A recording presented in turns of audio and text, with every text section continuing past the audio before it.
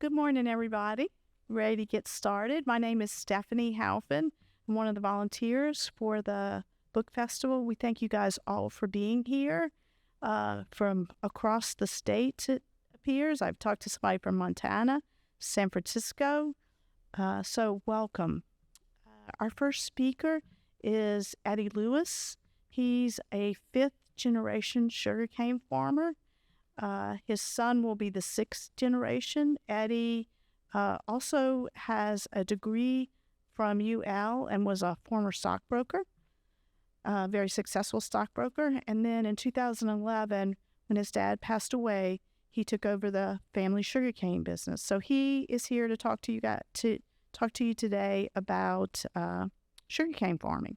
So without any further ado, here is Eddie. Hello. Hello, how y'all doing this morning? All right. My name is Eddie Drew Lewis III. I'm a fifth generation sugarcane farmer from Youngsville, Louisiana. And what I'm gonna do today, there was a magazine that came out, Creole magazine, that wrote a good article about me, and I'm gonna read some excerpts from it. Y'all just tell me when to stop when y'all have enough. The origins of the Lewis family. A business that continues to thrive over 50 years since its inception. The Lewis family were already familiar with the world of farming long before striking on their own. The farm as the business started out with Lyndon Lewis, great-grandfather of the current generation of the Lewis family farmers. Lyndon and his brother Roosevelt started to grow sugarcane in the late 1800s. Before then, they were sharecropping with white landowners for a very small percentage. When Lyndon Lewis retired, he sold the farm to his son, Eddie Drew Lewis Sr., for approximately $50. Eddie Sr. remembers, I grew up on the farm and always wanted to do this. I didn't have nothing else in mind but working on the farm. I started off at a young age in the fields with my father from about 10 to 12 years of age and kept on going. I started full-time farming at 18 years old. My grandfather, he was a cane farmer. So my daddy, I started off with about 5 acres of cane and we kept growing. My daddy retired and I just kept going. Over the years of accumulating and picking up land here and there, I've been doing this for about 57 years, and this is in the voice of my grandfather, Eddie Sr. Before the growth and the industry of sugarcane crop, farming for Eddie Lewis Sr. was primarily a source of survival. It wasn't to make profit, it was to take care of the family. Selling whatever he could to make a living. We used to plant cotton, okra, pepper, and a little sweet potato. We always planted sweet potatoes and corn. We always raised a few head of cattle, and I still have a few head. Of course, over time, as the world of farming became more industrial, it made sense that Eddie Drew Lewis Sr. mined out for sugarcane as a profitable crop.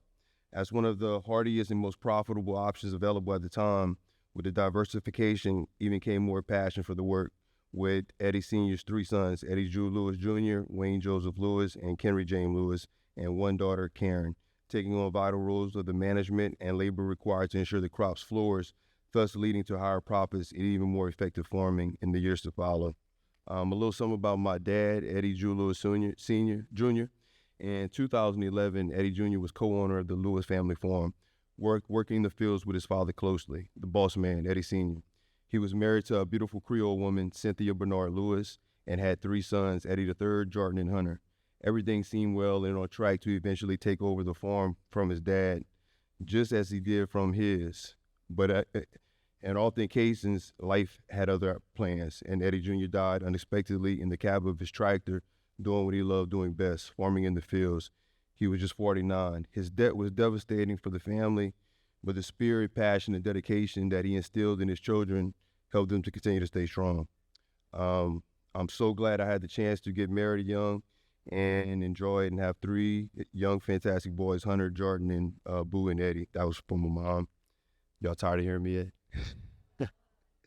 Let's see.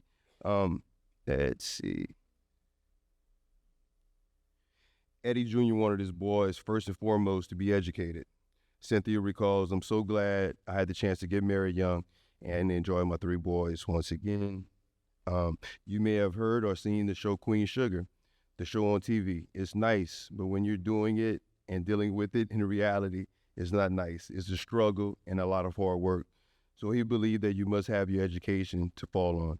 At the time of my dad's death, Eddie III graduated in general studies with a minor in business administration, studied kinesiology, and became a stockbroker. My brother Jordan graduated in general studies also. In 2011, the sugarcane harvest would provide to be the hardiest for the boss man and grandchildren. The boss man, my grandfather Eddie Sr., had the strength and experience to carry on, but the boys took it hard. They were down, but it was the younger one who pulled us together, Hunter Lewis and Jordan. Another important factor in our farm is really the women. The women kind of held the farm together and did all the cooking and the cleaning and the motivational stuff and the support and everything. So read a little bit about the role of the women in the Lewis family. While due credit is given to men working on the farm, the role of women is often unjustifiably overlooked. There is a doubt that women play a significant and crucial role in running the farms. However, by and large, they have remained invisible workers because of the small visibility of their contributions. They are not regarded as equal partners in a developmental process. We all heard the saying, behind every successful man, there is a successful, strong woman. This is certainly true in the Lewis family, and I owe all the credit to my grandmother, Lily Mae Boudreaux Lewis, wife of Eddie Lewis Sr., who passed away in 2014. While the men was working in the fields, Lily would oversee the farm administration and the financial operations. She was described as a sweetheart, kind, loving, but also smart and shrewd businesswoman who kept the farm in order. Cynthia, my mom, was equally involved with her husband, Eddie Jr., until his death. Although she stepped away from dealing with the farm operations, she remains close to her children, offering guidance and emotional support. One of the big things that I look at is I was pretty young farming, 35, 40, and it's the young generation that's going to be taking over. So here's a little bit about the young generation. When Dad died, Eddie III decided it was time to quit banking and get back to the farm, he recalls. The Lewis family farm was all about family. My grandpa strategically figured out what every child was good for, and each of these characters had a personality. So my dad probably had 6, 7 friends who wanted to be just like him. So that was 6, 7 more men that was employed on the farm that you can't find anywhere. You have to be cool with these guys. They drew employees to the farm, but it was more than just employment. They were all working together to make some money. You're pulling dirt together, you're spraying, everybody's working together. But my grandpa Eddie Sr. was the boss man. So he made sure if he was paying that dollar, he was making sure he was paying that dollar. Everybody was doing their job right. So when the wheel would continue to turn, and the thing was with my family is that we were pretty consistent. We don't play around. We don't let many things get in our way. Put it that way. We don't complain. We don't cry. We just figure out a way to keep pushing. So I think that's the mindset intellectually where I come from. According to Jordan, my little brother, for himself and his brothers, farming has always been an integral part of his life, as it was for the generations before and every generation prior. Let's see. Talk a little bit about the discrimination and the challenges of farming. The Lewis family may be a household name for many in Youngsville, Louisiana and beyond, thanks to the reputation and history of the Lewis sugarcane farming operation spanning over 5 decades. However, the family has faced their fair share of challenges throughout their long run in the sugarcane farming. With Eddie, myself explaining that beyond their farm, they face discrimination in the broader community, even to this day. After buying out my grandfather, we're the largest young African-American sugarcane farmers in the country. But there's a lot of white farmers in the area that don't like the fact that I dress clean and I'm successful and I operate an efficient business. And I'm not racist whatsoever. I'm just telling the facts. There are prejudices, so we have to make sure that we're on top of our game, A through Z. We have to be on top at the banks and the sugarcane fields, lobbying in D.C., Farm Bureau meetings in Washington.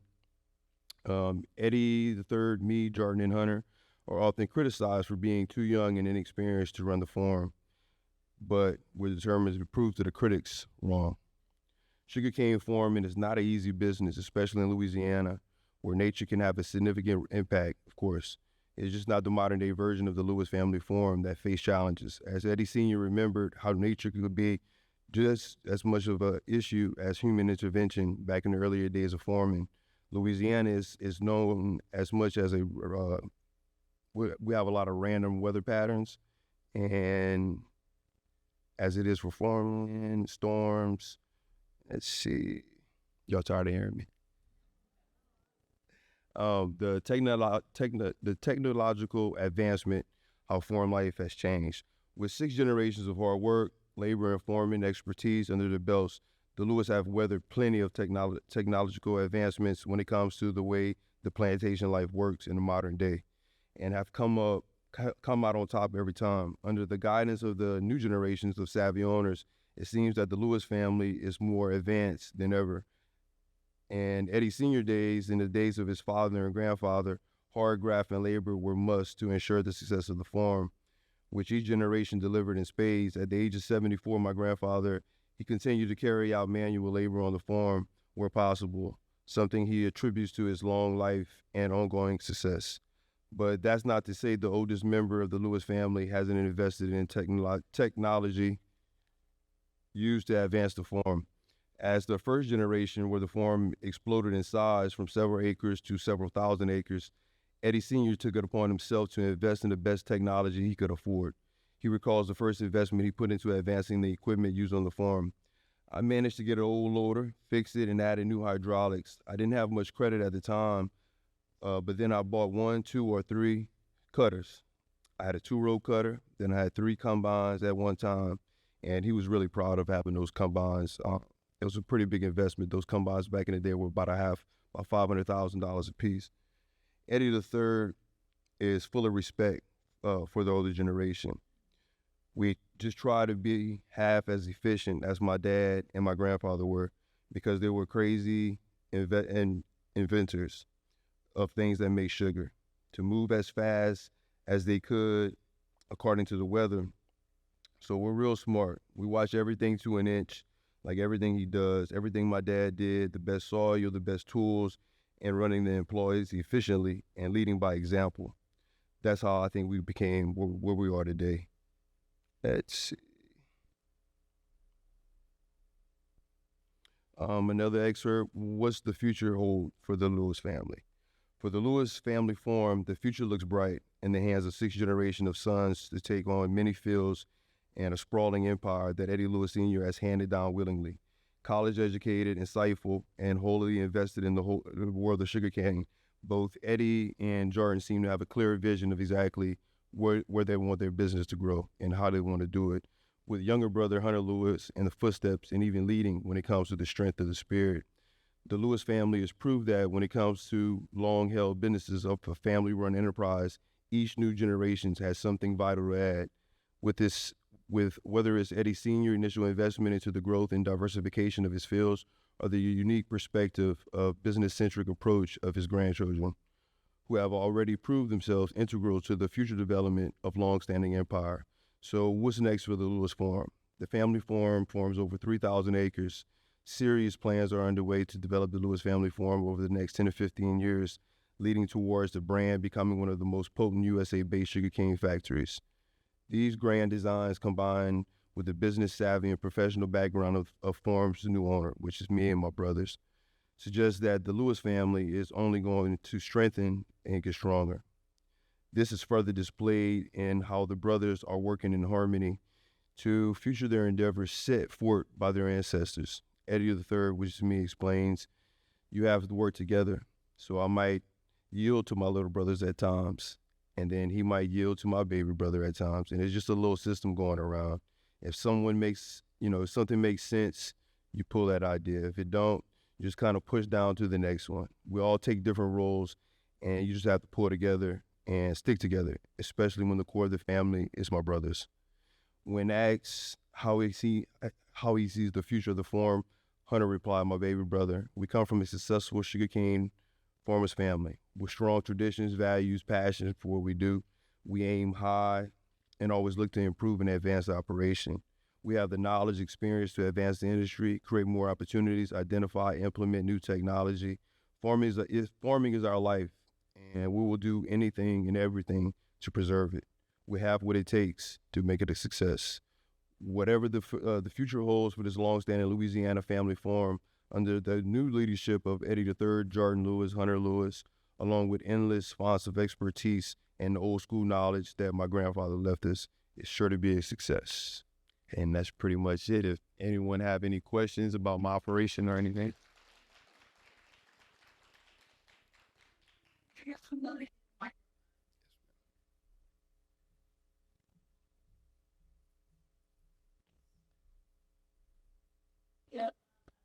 Yes, ma'am. Good question. Good question. Since the age of probably about 15, 16 years old, I was always pretty good in school, but I didn't want to go to college. I wanted to go on the farm. I wanted to be spraying in the fields, putting the fertilizer, taking care of the business. And my dad worked hard his whole life. He was spraying chemicals, inhaling chemicals in the fields. He died in the field. So I didn't want to go to college. I was kind of forced to go to college. And my dad, he wanted me to get a college degree. So when I got the college degree, I was like, yeah, I got the degree. Can I come back to the farm? Well, I was working at the bank, and my dad was like, you making 40, 50 grand working at a bank, dressing up every day, smell good, playing golf on the weekends. What do you want to come do? I can only pay you like $2,000, $3,000, maybe a month or every 2 months or something. So making $15,000 a year or making 40 doing nothing. My dad made me go to college and stick to that. And it was pretty weird because I always wanted to quit my jobs and go back to the farm. I never wanted to leave the farm. And it was always like my wish. I told my dad, it don't matter how much money I make, I'll do whatever. And he wouldn't let me. And that was like my biggest dream and wish was to get back to the farm. And when my dad died, he died in the field on his tractor during planting season. He gave me my wish because the farm couldn't afford me on it. We had too many employees and they couldn't match what I was making. So at that time, my dad kind of made my wish happen. And I kind of took that to heart. I fight every day with different things to make sure that I preserve his legacy and he didn't die for anything. But good question. Any other questions? Yes, ma'am, Ms. Nat. Mm-hmm.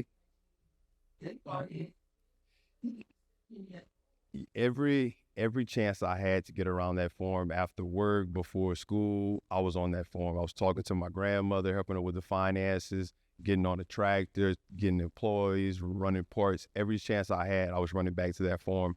And I mean, I'm a true farm boy. I get up in the mornings to growing up 4 or 5 o'clock, feed the chickens, feed the hogs, feed the cattle, get on your tractor when day breaks. So I grew up on a farm. I didn't know I was in a bubble. All I knew was the sugarcane farm, plantation, and go to school for a little while. There were no sports or anything. But my grandfather and dad would say, we play sugarcane. We don't play sports. We wouldn't watch football. Like the Super Bowl came on and my grandfather, the news came on. He changed the Super Bowl to the news because that's our business. We play sugarcane. And this is our playbook right here, the weather. And I was like, what? It was the Patriots and it was a good game. And he said, we play sugarcane. So I grew up in a bubble. Like my whole world revolves around farming. Like right now, I totally forgot about this because we have good weather right now and we're fertilizing, and that rain is coming Monday, Tuesday. It's gonna make that cane jump, and that's the only thing on my mind. I get excited behind things like that, and we just roll. My family. I mean, I don't work hard. I mean, my grandfather, my dad, those boys were on little small 50 horsepower tractors without cabs, inhaling chemicals, and we just grew up hard. Like I grew up hard, but they put in the work, and they got all the land. They cleaned the land, cleared the land. So kind of what I'm doing right now is I'm working hard, but I'm having fun, you know. So I was always on the farm. I was in my bubble. It was, when my dad died, I had to come out my bubble. I thought I was invisible. I was just, either on a tractor doing this, doing that, and my mind was just completely on farming. Everything was the farm. Yes, ma'am. We started off, we used to go to Patu sugar mill back in the day, and we had a few problems that happened with that. And we were at St. Mary Sugar, which is a pretty good mill. And now we're with Cajun Sugar. That's where we process our sugar now. It's a private sugar mill, and things are going pretty good over there right now. Yes, ma'am. Mhm. Yes, ma'am. Each brother has a different thing. Like right now, my little baby brother Hunter, he's spraying in the field. He's spraying killing the grass so the cane could come up. And then my other brother, he's passing. We call it a 3-row, 5-row, which tills the side of the field. It cleans it up a little bit. And I'm running parts, pulling money for labor, things like that. So we each have a different role. My baby brother Hunter, he's super smart. He graduated with a CPA degree, and he just loves to be by himself and just roll. He rolls from 4 or 5 o'clock in the morning to 7, 8 o'clock at night. He doesn't drink, doesn't smoke. It goes to bed at night. He just loves to operate. He loves to be on that farm. And that's one of the things that I took upon myself from my dad to preserve that, because I mean, he's just like me, but he got the chance to leave college and go straight to the farm. And actually, when my dad died, he was maybe 11 or 12 years old. I was on the farm, but there was things on the farm that I didn't know how to do. But my baby brother was always with my dad. So my baby brother showed me how to operate, how to mark rows, how to set the tool where it drops right, what chemicals to put. He learned all that from my dad. So I had to learn from a 12-year-old how to do this, because now this is my full-time job. So, and he's, all he knows is farming. He don't know anything else. He don't watch sports or anything like that. Everything is spraying, fertilize, harvest. And harvest for us is, I mean, that's like hitting the lottery. We love it, getting up in the morning, cutting cane, smelling that cane. It's just in us. It makes us happy. And that's all we need. But Hunter plays an integral. He's pretty important on that farm. Without him, I wouldn't be nothing. And my other brother, Jordan, he has a little bit more fun with it. And he goes to lunch. It takes an hour and a half. But the other brother, he don't take a lunch. Good question. Any other questions? Yes, ma'am.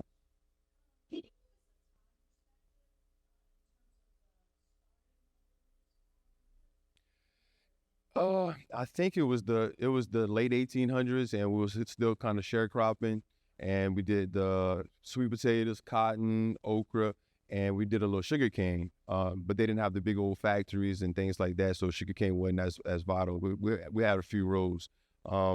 As sugarcane started coming up and the value came up, we started planting just sugarcane, and that was probably the early 1900s. And then I think around 1957, my grandpa started selling cane to the mills, and started making a little money. Any other questions? Yes, sir. Like right now we're in the heat of sugarcane season. There's basically like 4 different seasons, 4 different quarters. Right now, like January is really, really important to repair all your equipment. Have the equipment ready, because the weather patterns are crazy here.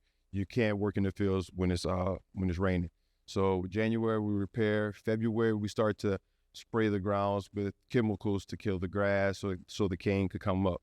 Soon as that grass dies, we need to apply fertilizer, which is the most important thing on the farm. If you don't put the fertilizer to the cane at the right time, it won't grow up right and it won't make the right sugar. And fertilizer is pretty expensive. It's a couple $100,000. It's the biggest cost on the farm, and you want to apply it right. After we fertilize, we put the babies back, we choke them up, and let them go. Typically, the summer months, June, July, that's when the cane gets about 5 to 6 foot, and it has joints on it, and those joints are our seeds. So we start planting season, and we use those seeds, and we plant June, July, August, September. Late September, the cane is tall enough, it's sweet, it's starting to ripen a little bit, and we start harvest season. As soon as that first frost hit, it's almost like a roundup, like a killer. It kills that cane. Sugarcane is about 80-90% water until it dies. When it dies, it starts to crystallize and make sugar. So around November, December, that's when the cane get real sweet, and you start smelling it, especially around here. So that's kind of typically our seasons. Repairs, kill the grass, fertilizer, plant, harvest. Yes, sir.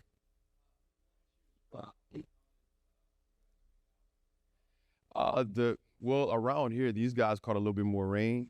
Vermilion Parish suffered bad. So yes, there's some guys in Iberia Parish doing 30, 40 tons to the acre, and some guys in Vermilion were doing less than 10 tons to the acre. So it impacted me because I have cane in Iberia, Vermilion, and Lafayette Parish, but not as bad as the Florence and Vermilion Parish.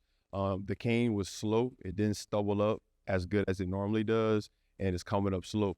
That's why it's really important that we get out there, get the grass out, and get that fertilizer in there early because the cane is suffering. Good question. All right. Thank you all for your time. I enjoyed this.